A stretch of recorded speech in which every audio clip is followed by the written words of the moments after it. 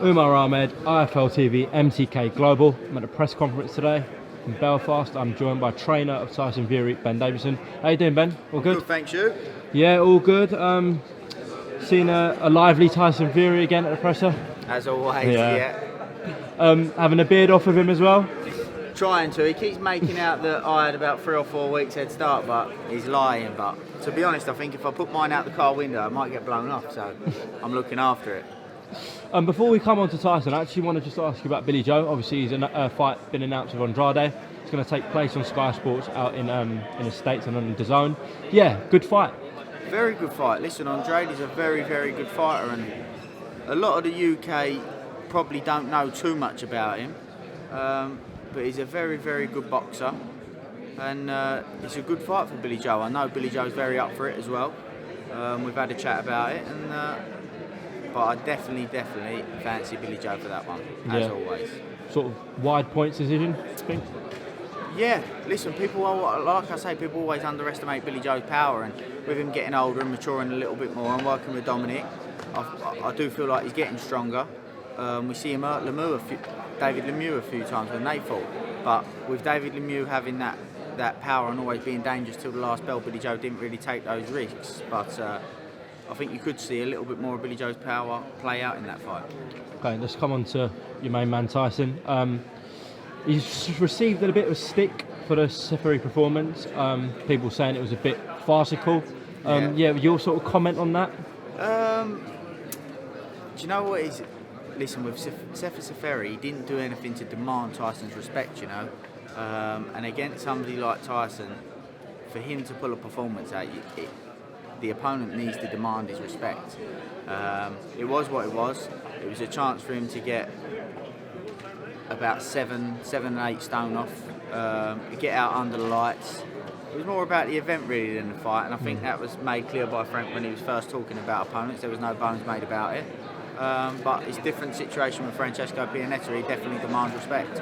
How much have you seen of Pianetta and how much have you studied of him, sort of? Yeah, a lot. Obviously, it's my job, so I've seen a lot of Francesco Pianetta. He's 6'5", he's a southpaw, he's been at world level, 17.5 stone. I'd imagine him coming around that similar sort of weight, maybe just under. He looks in good shape. And physically alone he demands respect. The fact of his experience, like I say, he's been at world level, and his toughness and durability, he definitely demands respect. Yeah. Obviously Tyson's a big favourite though. Assuming he comes through Saturday night, a lot of talk about him and Deontay. Obviously Deontay's going to be commentating on the fight. How serious is this? It's serious, but you can't overlook. You can't, especially in the heavyweight division. You cannot count your chickens before they've hatched.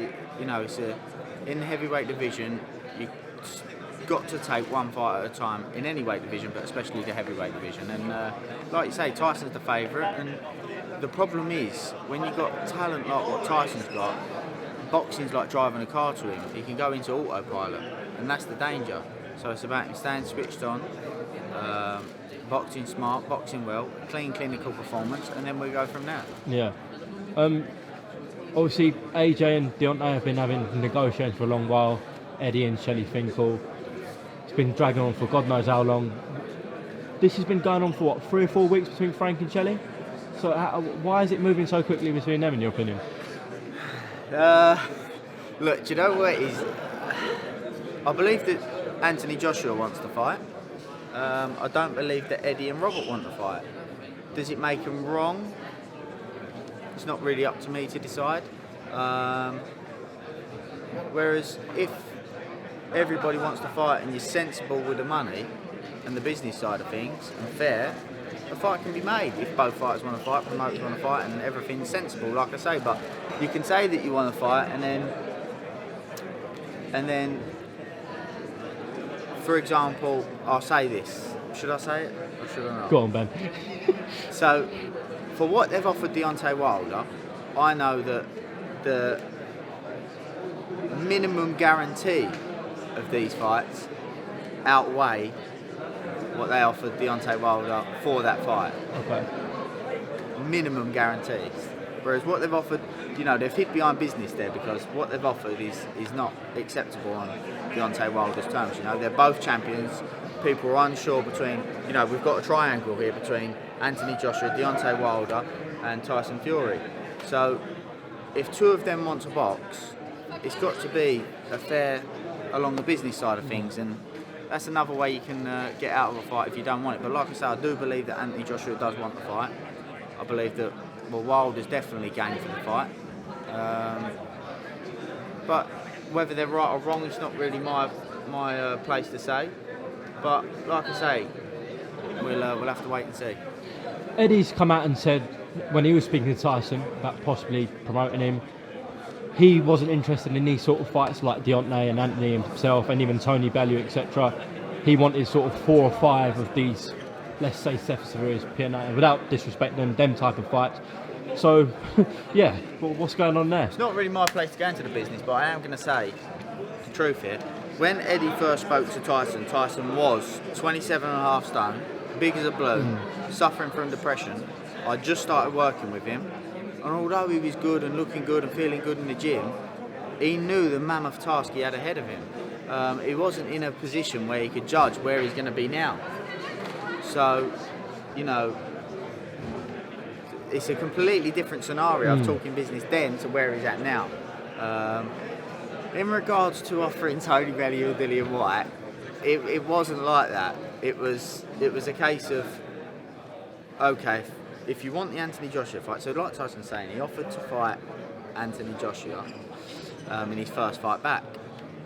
Eddie said no, but if you fight the winner of HEARN Bellew, then a Dillian Whyte, and then there was another fight, he said, then we'll give you the Joshua fight.